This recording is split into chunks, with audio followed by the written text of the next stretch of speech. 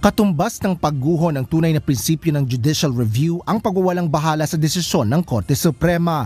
Ito ang binigyang diin ni Senador Juan Miguel Zubiri sa gitna ng usapin ng pagpapatuloy ng impeachment trial ni Vice President Sara Duterte. Sa kabila ito ng inilabas na desisyon ng Supreme Court na unconstitutional o labag sa saligang batas ang isinampang impeachment case sa Vice Presidente. We should not disregard the Supreme Court ruling.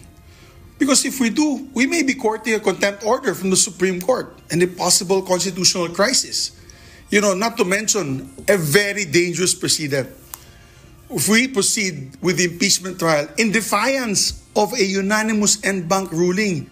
Dagdag pa ni Zubiri, ang pagsalungat sa desisyon ng hukuman ay magsasapanganib sa sistema ng check and balances na pundasyon ng demokrasya ng Pilipinas.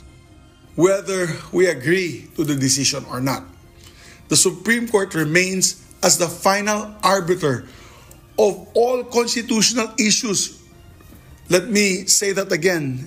The Supreme Court remains the final arbiter of all constitutional issues, lest we want to destabilize the framework of our government. We must respect and honor the Supreme Court of the Republic. Sinabi naman ni Senador Erwin Tulfo na hindi niya pa nababasa ng buo ang pasya ng hukuman. Aniya, nirirespeto niya ang ruling ng Supreme Court at interpretasyon nito ng konstitusyonal na hangganan sa impeachment process. Kung bibigyan anya siya ng oportunidad, handa siyang tupdi ng kanyang dakilang tungkulin at hayaang magsalita ang ebidensya. Ayon pa sa nakababatang Tulfo, aakto siya kasama ang mga kapwa-senador upang panindigan ang mandato sa kanila ng saligang batas ng may integridad at pagiging patas. Inaasahan nito na pag-uusapan ito ng mga senador sa Lunes kung susundin ba o babaliwalain ang desisyong ito ng Korte Suprema. Ngunit para kay Senador Francis Kiko Pangilinan, pinigilan anya nito ang kanilang trabaho at mandato sa usapin ng public accountability habang ang Senado at Kamara ay co-equal sa Supreme Court kaya hindi anya ito tama. Sa kabila ng pagtutol ng ilang mga senador, may iba pa na sumang-ayon din ng pagsunod sa kataas-taasang hukuman. Kabilang na dito si Senador Panfilo Ping Lacson na naglabas na rin ng pahayag sa social media kaugnay ng posisyon nito sa SC decision.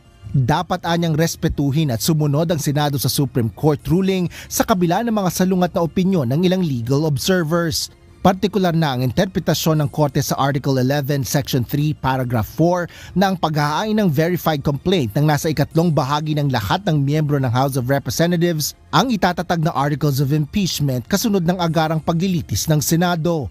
Binigyan diin naman ni Senador Sherwin Gatchalian na ang kanyang mga aksyon ay laging batay sa patnubay ng konstitusyon. Kinikilala rin ito ang Supreme Court bilang final authority sa pagpapakahulugan ng mga legalidad sa mga naturang paglilitis. Bunsod nito, sinabi ni Senador Win na nagsalita na ang Korte Suprema at nirerespeto nito ang unanimous decision ng Korte na nagdeklara na hindi konstitusyonal ang impeachment complaint ng House. Sinundan din ni Senador Vicente Tito Soto III ang nauna nitong pahayag na pag-aaralan din niya ang payo sa kanya ng isang legal luminary na maaaring i-disregard ng Senado ang desisyon ng hukuman. Aniya, bagaman hindi ito inaasahan, ay susuko ito sa judicial wisdom ng Supreme Court upang mapanatili ang sistema ng gobyerno na ang Korte Suprema ang natatanging hukom ng konstitusyonalidad ng mga aksyon ng ehekutibo at lehislatibo. May panahon anya na hindi pinakikialaman ng Korte ang isang politikal na kwestiyon kaya ito ay isang complete climate change sa bisperas ng pagbubukas ng 20th Congress. Asher Cadapan Jr., UNTV News and Rescue. Diyos ang aming sandigan, serbisyo publiko ang aming pinahahalagahan.